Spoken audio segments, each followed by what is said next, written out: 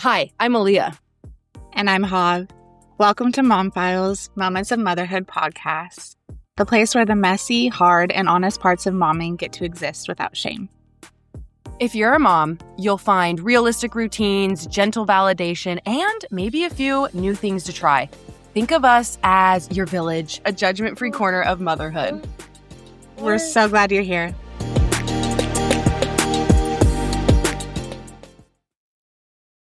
Welcome back. I'm Hav. And I'm Aaliyah. And today we have a very special guest with us, Dr. Kim. Welcome, and thank you so much for being here. Thank you for having me. Yeah, thank you. Before we dive in, we wanted to share just a little bit more about Dr. Kim for those who may not have heard of her yet. She's a licensed marriage and family therapist, a registered play therapist, and parenting expert, specializing in early childhood through adolescence. She also hosts her podcast, The Parentologist Podcast, which we highly recommend checking out if you haven't already. And she also recently released her book, Parenting Through Play, Creative Strategies for Building Better Behavior, Deeper Connection, and Positive Community. She'll share more about it at the end, and we'll be sure to link everything in the description so you can explore all of her incredible resources. With that, today's chat is all about moving from postpartum survival mode into connection through play. So let's get into it. So we were actually able to get our hands on your book, as we've talked about ahead of time. And so there's actually a chapter in there that I think tackles this idea of play when you're overwhelmed and overworked. And I think it just ties really nicely in with the topic that we're discussing today. And so I kind of figured we'd start there. Just because in the book you point out, playing with your child doesn't necessarily mean you have to actively be playing with them, like say on the floor, for example. And so we were hoping you could kind of get into a little more about, what connection play can look like when you're touched out and overwhelmed. And then even more, maybe even some postpartum friendly play ideas, such as the couch play ones the examples you use. So yeah, I thought that would be a great starting point. Yeah, I love that. And, I think I do try to debunk the myth that, parents, moms specifically, have to be on the floor with active dialogue back and forth, with the dolls and the cars and the trucks and all the things. And those moments are important. I'm not going to, say that they're not. However, it doesn't have to be like that. And that's, not the purpose of the play that I'm talking about, especially in the book. So I try and let parents off the hook a little bit, moms off the hook. I remember when I first had my son, my second child, and my daughter was 3 at the time. And there was a time, I remember she had one of these like circus tunnel type things. And she always wanted to go inside and play and read. And I just remember this moment so specifically. And I think my newborn son was in the next room napping, and she'd asked me to play with her. And I felt so guilty that I kept saying no all the time because I was taking care of this newborn and healing from a C-section and, all the things you feel postpartum. And then I remember being in this kind of tunnel, this circus tunnel thing first. And I started dozing off, and I think I actually fell asleep. And she said, "Mom, you're sleeping. We're supposed to be playing right now." And I felt so guilty because, that guilt just, as a mom, it just riddles you in those times, and you want to be there for your kids and be present. And sometimes it's just not in the cards, especially when you're postpartum. So a story I share in the book is one of my favorite ones. And I think it honestly just so many moms can relate to it and actually achieve it and do it. Is I was speaking at a conference, and a mom had told me that she was basically nursing her child in the chair, one of the rocking chairs, and her daughter wanted to play princess. And so she ended up getting one of those tiaras, the crowns, and putting it on her head. And then she got a scepter and was just waving it around like a fairy tale type, situation. And it made her daughter so happy to just play, in quotes, play with her mom, even though the mom was just sitting in the chair, literally one hand holding a newborn, nursing that newborn, but she had her one free hand, playing with her.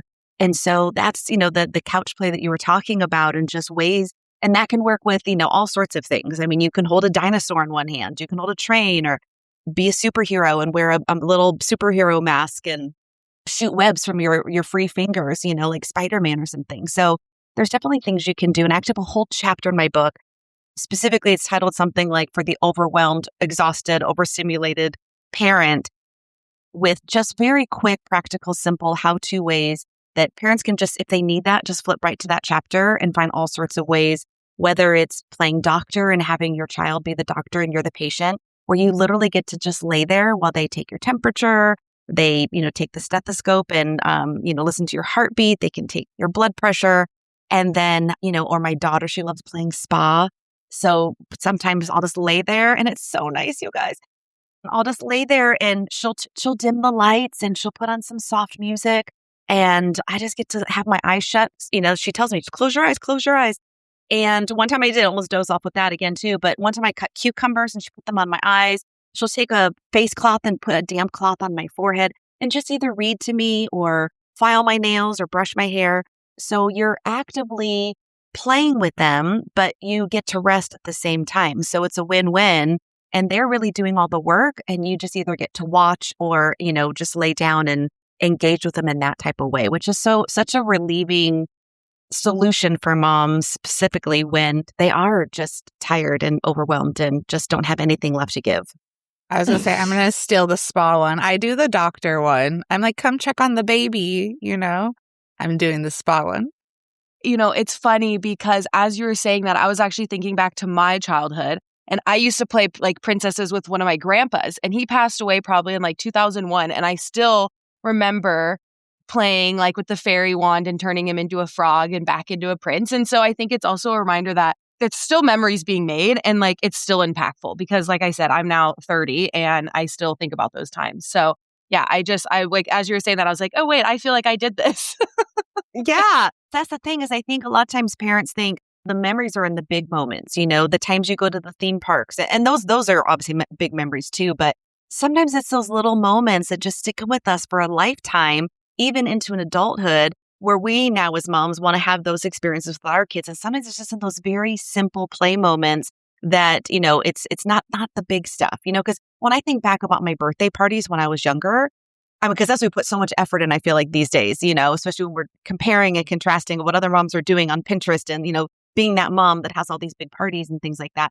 I can't remember one single birthday party as a kid, but I remember those small play moments or those small memories like you were just describing growing up. And that's really what I feel like parents should hang on to. And I love that you touch on getting away from like if Barbie play is what you do with your kids, that's amazing. But I know I've mentioned in our podcast before that it's actually really hard for me to do the imagination play with Barbies and stuff. So I love like just making sure that we're giving them attention in the best way that we can and making them feel loved, right? That's like really kind of the base seen, of it. heard, love, and be present. And the thing is that they can do the work, like I said. So if she wants to play Barbies, great. Tell her to put on a show for you or tell her to tell you a story through the Barbies and you're going to watch. Or if she doesn't think that's, sometimes kids, they catch on, right? And they're like, well, that's not good enough. Yeah. So then say, okay, well, I'm going to be the Barbie judge, almost like you're judging a fashion show and say, okay, I'm going to be the judge of a fashion show and get your Barbies out and you're going to do a fashion show for Barbie and I'm going to judge it. So then you kind of let yourself off the hook of having to engage. You're still engaging, but she's still doing all the work. She's dressing the Barbie. She's doing the walkway down the runway and all, the catwalk. But you just get to watch and engage that way, and you don't have to actually participate in the interactive dialogue of telling a story. She's doing it all, but you're still the judge. So you have a very active role.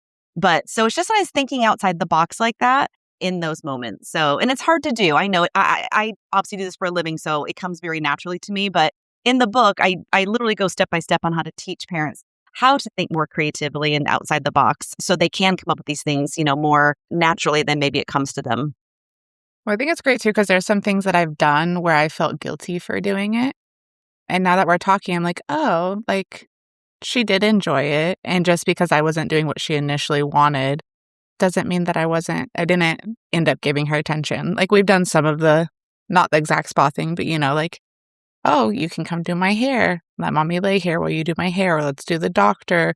Whereas in my head, I'm like, I should get up and I should go do all the things. But she's still getting that attention for sure. Yeah. And I just, because you had mentioned it with the book, I actually think there's a ton of actionable steps in it. And like, we'll talk about it later. But yeah, if you're someone who's like, oh, I really want some ideas, I have started a bunch of ideas. And it's for any age group. I mean, Dash is definitely younger than Azzy, and I can still find benefits. So I think that's definitely something to know. However, just to kind of get into this a little further, you had touched on guilt a little bit. And I think that's something that all of us experience, especially moms. And it can come up a lot too, I think, especially postpartum when you have like you were mentioning, giving your older your older child feels like they're maybe not getting the same amount of attention anymore, things like that. And so, how do you think moms can start to release that guilt or just kind of feeling more intentional when they're trying to navigate both that, that transition with 1 to 2, just because it can be hard? Oh yeah, it's very hard. And it hit me very hard. And I thought someone should write a book on just this, how to transition from 1 to 2 children, because it was emotionally, of course, all the postpartum hormones and stuff were, raging too at the time, but it is very hard, even when I first got pregnant, I wanted a second child so badly, so badly. And I spent so long, wishing for it and wanting it. And we had trouble getting pregnant with the second. So it was just like, I wanted it so bad. And then when I got pregnant, I felt guilty almost immediately of, well, what if I don't have enough love for 2 children? And just, it is before he was even born, I had that. And so I think once the baby is born, just realizing the expectations that it is going to be hard. It is going to be a transition for everybody. And what helped me, and something I suggest to new parents, is writing down things that you did that day. Because I think we do a lot more than we think we do. So really just writing down almost like a gratitude journal, but instead it's more just like, I called it a guilt journal, but things that I'm not guilty for, right? And kind of just reframing it, changing that mindset shift of saying, this is what I did today for my child or for me or for my spouse or my partner, whoever it is, because we do so much as moms. And I think it just becomes so natural for us to do so much that we almost don't even realize what we're doing sometimes because it comes so naturally to us. So write it down, make it visual, externalize it off of your mind and your brain and put it on paper and say, okay, these are all the things I did today. And yes, it may be stuff that you had to do, like you had to feed your child, right? You had to make them a meal, but that's still a lot of effort, and you're still being present. So in the moments you can give, try to give 100% to those moments. And in psychology, we call it thought stopping and, CBT, but really try to stop those thoughts telling you that I didn't do enough and I'm not good enough or I should have done more, because there's probably always things we could do more of, but we shouldn't feel guilty for it. We can say, okay, I didn't get to do this today. I'm going to make it a point to do that tomorrow and just put it off a day, and really just comes down to grace and forgiveness and forgiving yourself for not doing it all, because we're only human. We only can do so much. So I think part of it is the mindset shift. And then part of it is writing it down, because when you actually see it on paper and you think, wow, I actually did a lot today, it actually alleviates some of that and you feel a little better about yourself and about your parenting, because you realize just how much you did, because it's literally written down every day in a journal. And I've looked back sometimes thinking, wow, I didn't think I did that much back then. This was, my son's 9 now, so this was about 9 years ago. And I look back at that journal and I think, wow, I actually did more than I thought I did. So I can finally let go of that guilt that I've been carrying on for the last decade. But if I wish I could have told parents that sooner, then, it would have been even easier.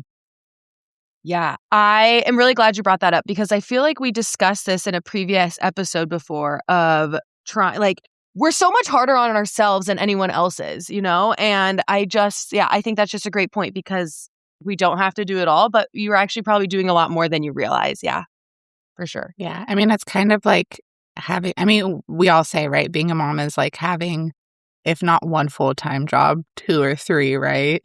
And if you did that at work and you wrote down all the things that you were doing, like, I'd be asking for a raise. For being honest. But yeah, I love that. And sometimes people outside see it more. I know I had some girlfriends here this weekend and they were like, you do all this and da-da-da. And I was like, what do you mean I do all of this? Like, it's just the basics. Like, I just got to do it to get by. But when you hear it from an outside source or you get to read it to yourself, it almost like makes more of an impact. Yeah, or ask your kids if they're old enough and have the speech and language skills to be able to tell you. Ask them, like, what was your favorite part about today? And they'll probably tell you something that might shock you even, of what impact you had on them for that day. And write that down too, because from the child's perspective, you're probably doing a heck of a lot more than you think you are, or that maybe you wanted to. But if you hear it from their, through their eyes, they'll probably say, well, I loved when you did this for me today, or I loved when you cut my sandwich into like a little butterfly or whatever before I ate it today, or whatever it is. And you think, oh, that was just something little. I was just doing that because I have a toddler and I wanted to make food more fun. But for them, that could be like their best memory of the whole day. And they don't really need much more than just those little moments. So yeah, ask them too. Ask your kids if they can tell you, because that sometimes hearing it from them even feels better than hearing it from ourselves. I was actually going to say, Hav, that kind of reminds me of your proud, you and Azzy's proud moments. We do a little Every night before bed, we do, because I try to do affirmations like throughout the day. So I do a, what are you most proud of yourself? And then it ends up being like, Mommy, what are you proud of me? And then she just tells me what she's proud of me, which I love. But it makes such a big difference hearing it from her. The first time she did it, I was like, I'm going to cry because you notice something that like you're not supposed to maybe notice, you're a toddler and you're noticing these things. It made me feel like, okay, I'm doing something impactful that like I thought was just going unnoticed. Absolutely. Yeah. And I think that really takes us into the next thing because we're thinking about our own emotions and like we're always expecting them to regulate. But then, and you've mentioned this in the book as well, but it can be hard when we can't get our behavior and emotions under control as well. And especially postpartum because you have so many waves of emotions. And so do you have any like tips on maybe some practical ways mom can help regulate their emotions during this season? Or just maybe, some realistic ways they can take care of themselves? Yeah, it's true. And I think a lot of times, we get so in it that it's hard to get out of it and think of things. That's why, like I said, I try to just give some very quick snippets. So if you're in that moment, you literally can just dog ear it and flip to that page when you need it. Anywhere from obviously some very therapeutic things like, some somatic strategies like shoulder tapping, taking an ice roller for your face that costs you less than $10 on Amazon or wherever you shop. And you can just the coldness, changing the temperature of your body. Besides just washing your hands under cold water or getting a face wash and, kind of just wiping your face with even a wet wipe. If you're on the go and you need something, just use one of your kids' wet wipes from your diaper bag and just rub your face with it. So changing the temper, changing your environment. I always suggest for parents to go outside, make sure your child's, safely in a playpen or a crib or just maybe during their nap or whatever.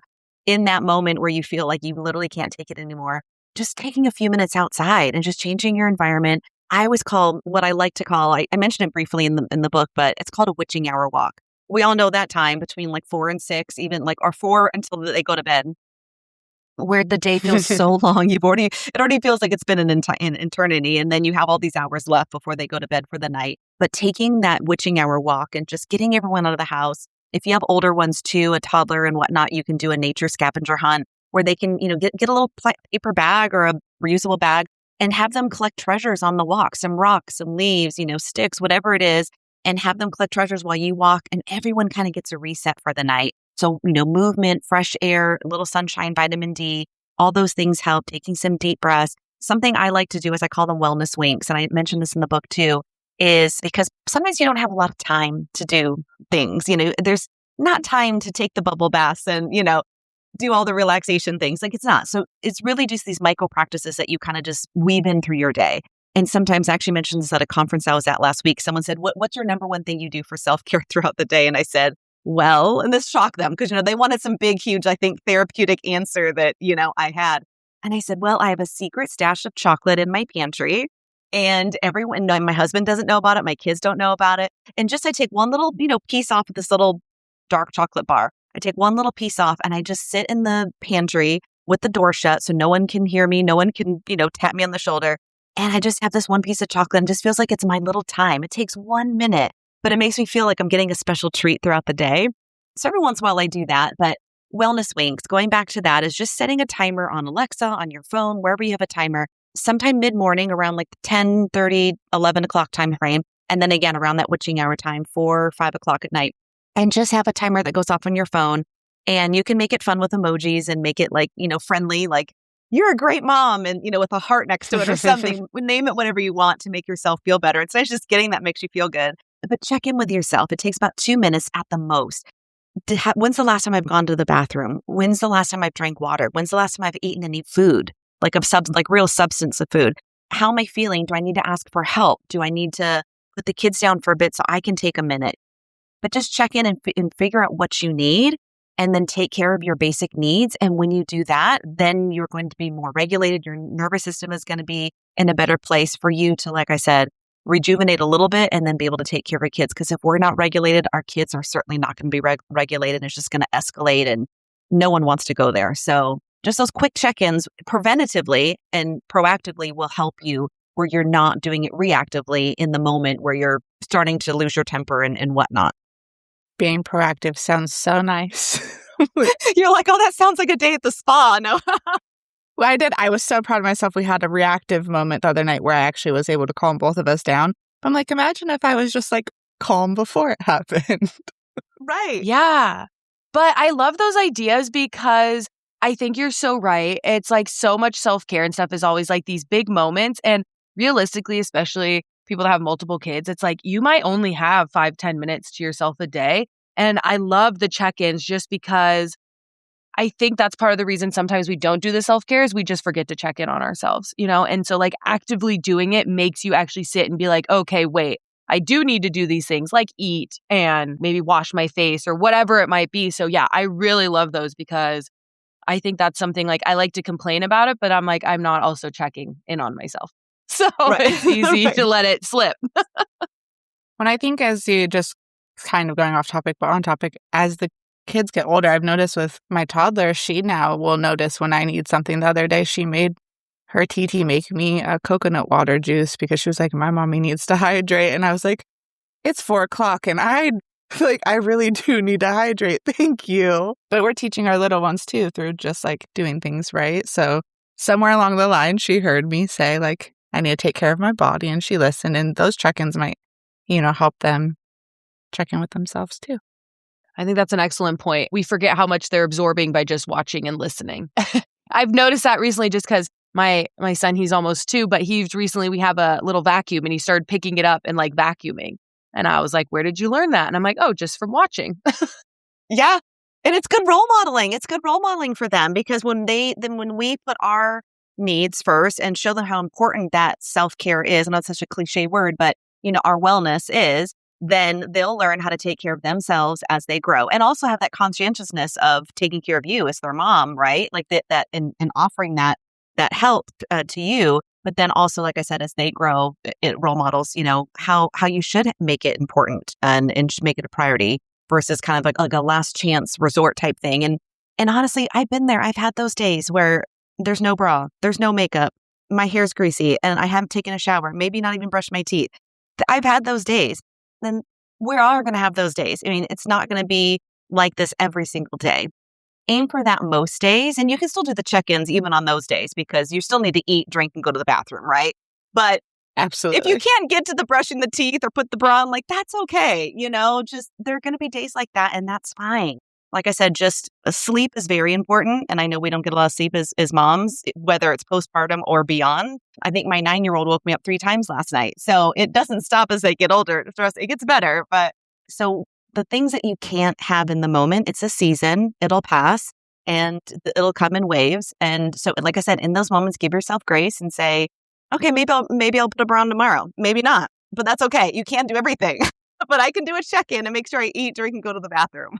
So I'm glad you brought those moments up because I think those are exactly too. We're also showing them that it's okay to have those moments. We're not going to always be perfect and like just pick yourself back up and things like that. And so, and that also makes me wonder, like, where do you feel like parenting might miss a mark, because I feel like as we're talking about this, I'm like, this, I feel like is something I definitely haven't thought about is like the check-ins and stuff. But do you think there's anything else that maybe could be beneficial for moms or parents in general? Yeah, I think in just kind of tying it into the book, this is a question I've been asked a lot lately when it comes up is when they think of the idea of play, and we started the conversation like this is, debunking the myth that it takes all this time to sit on the floor and have active dialogue and whatnot.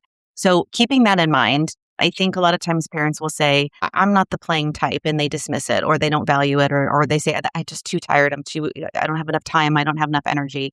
And so going back to the self-care part is those things I think we take for granted because we feel like there's more pressing things to do, like making sure our kids are well taken care of and paying the bills and doing the laundry and cooking the meals and all the things we have on our plate.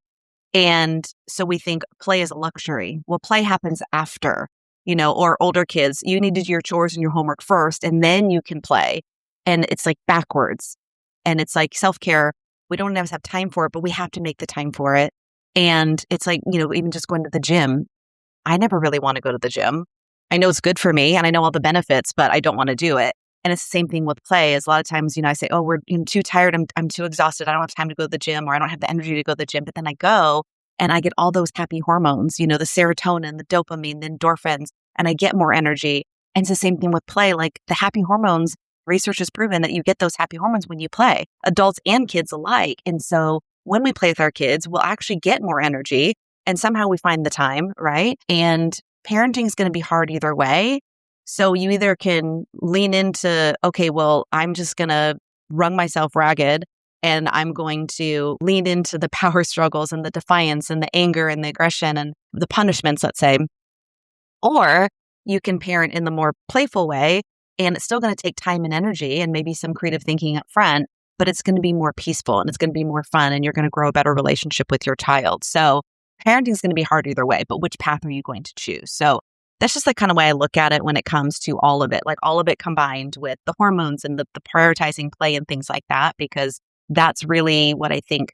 And that's why I wrote the book, is what parents are missing is this new kind of style of parenting that no one has ever talked about before, but it's so effective. It's all research backed, but no one's ever prioritized it before. And it's like, hey, if we do this, this is going to be, amazing for everybody. So yeah, I love that. I was actually just noticing the other day. I mean, I've noticed it before, but I really put thought into like, if it's time to go and I'm like, it's time to go, put your shoes on, don't do anything, like, just pushing her to go.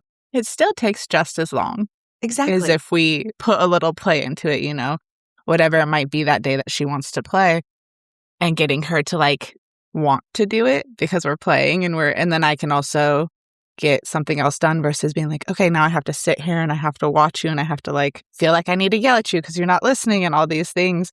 Still took 30 minutes. Exactly. And then everyone's heated. No one's getting along. Everyone's, Yep. Maybe someone's in tears, by then. But if you just switch it and say, oh my gosh, there's a volcano and it's about to erupt. We need to get your shoes on as quickly as possible and out the door. So, or whatever, floor is lava, like whatever you want to play, a bunch of ideas in the book. But Yep. like you said, it's still going to take as much time, but no one's going to be usually ending up in trouble or in tears or yelling. And it just regulates everybody also. And it's just, done, like you said, in a more peaceful way. I love it. Then we can listen to the music in the car instead of me being like, I'm so sorry. That was hard. Yeah.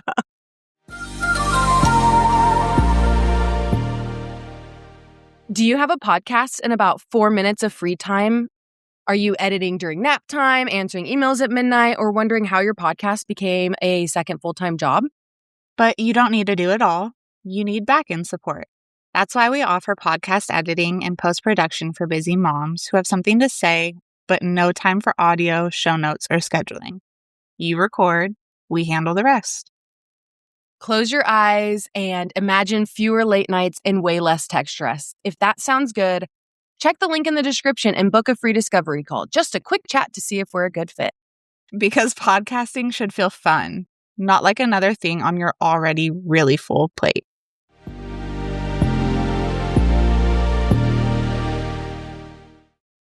And I think this concept, like you were saying, it's new, but it's so important because it's interesting to me how as we become adults, we forget how to play. And I honestly think that this book is beneficial for both kids and adults because I think even if you didn't have kids, I'm like, I think we should be finding more ways to play in our own lives because, like you said, it brings in the happy hormones. It changes so much about your day. It gets you motivated. Yeah, I just, as you're talking about, I'm like, it's definitely something I think we're all missing a little bit.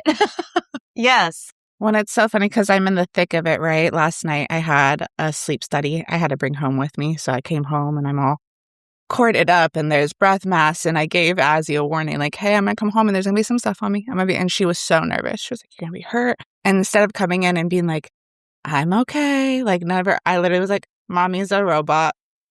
And she just went full robot mode and we just started goofing off like robots. And then this morning, she woke up and was like, because I got to take it off early.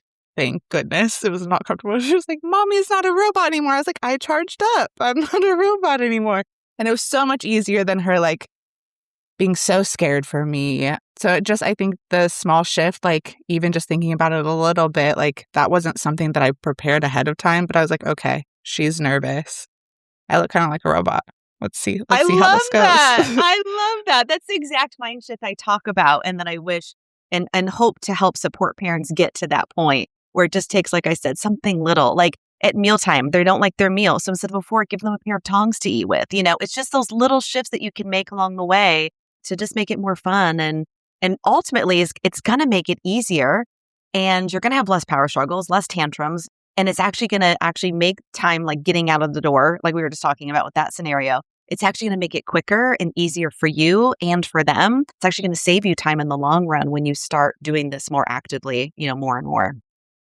I love these concepts. And we definitely, I think we focused a lot on like the exhausted side of parenting and some tips. But as you were talking, I'm like, your book goes so much deeper into intentional parenting and connection, but not even being tired, like just any, all sorts of different concepts. And so like, and we can now, we can get into it. And so like, yeah, I love the practicality of it and the way it's actionable. Like I said, I was highlighting and just like, it's something if you're someone who's like, I want to start parenting and putting play into action now, like you could pick up this book and start taking away tips and tricks right now. And that's like, I think if you are looking for that, I would definitely recommend it just because, I mean, even the chapter on tantrums and the self-regulation station, things like that. I'm like, there's so many good resources and even for pregnancy, because I know you mentioned in the book that like play can begin even during pregnancy. And so I don't think it matters what stage you're in. Like you could be no children, early, Dash's age children, Hobbs, older, whatnot. And so I think there's something you can take away. Is there anything that you would love to share about the book? I just kind of wanted to give a little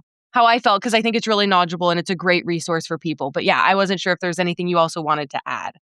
Yeah, no, it's so surreal to have the book out in the wild and just have real parents read it and have real feedback on it and say how helpful and supportive it is. And that's really, you settle so many things and that's why I wrote it in the way I did. I didn't make it scientific or theoretical. I talk about the brain just a little bit just because, I think that's important.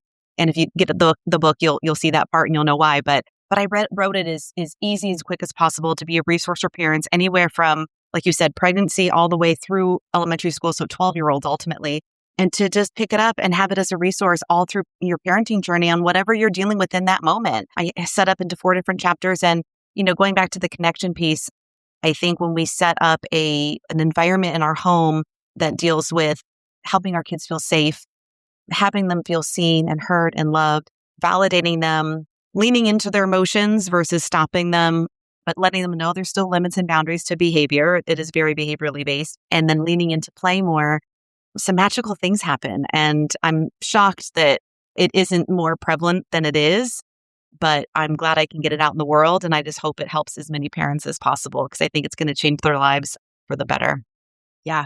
I'm glad you brought up that it was in chapters because I think you're so right. I think it's a book like you read through once and get a bunch of information and then you can flip to all the things you need when you need it. Like the tantrums or the sleep or the picky eating or like whatever it can be. And so, yeah, I really like how you broke it down, made it easy to read, easy to just find like the resources and the tips and like the play ideas in those chapters, just because as parents, we are busy and it can be hard to like you want to do things, but sometimes it's like, well, where do I go? And so, yeah, I love the idea of just quickly being able to like find something really quick and being like, oh, here's some quick actionable steps to just kind of get into it. And we will make sure to link it below. So if you're listening and you want to grab a copy, we will make sure that you can do that for sure. Otherwise, I mean, that's pretty much it for us today. I don't know, Hob, did you have any last minute thoughts as well as you, Dr. Kim? I think you covered it all. I will say, as a mom who has a hard time reading parenting books because I feel I don't like being preached at and I am already trying to be very intentional, on top of it being an easy read, and I think you don't feel like you're being preached at. I think Dr. Kim does a very good job of making it be helpful and educational, like you said, but also making it like make you feel less guilty. It helps you learn how to like reconnect and fix what you might feel like you might have not even broken, but my pregnancy brain doesn't want to think of the word, but there are parts where it definitely helps you feel better about what you're doing versus just like, I'm not doing anything right.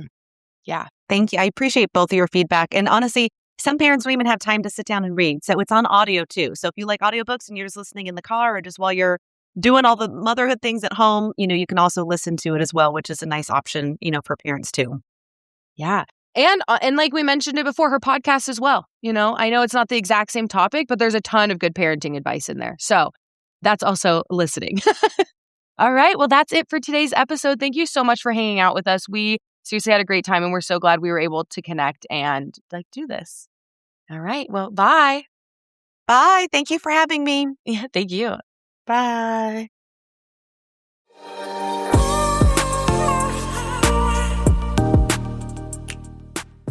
Thanks for sharing your time with us today. We're so glad you're part of this messy, beautiful village. If this episode made you laugh, cry, or feel just a little more human, pass it on to a mom friend who needs it too. And hey, if you haven't already, hit subscribe and leave us a review. It helps more moms find the show and gives us a tiny dopamine hit. Let's be real. Until next week, keep the kids alive and your coffee hot, or at least reheated once.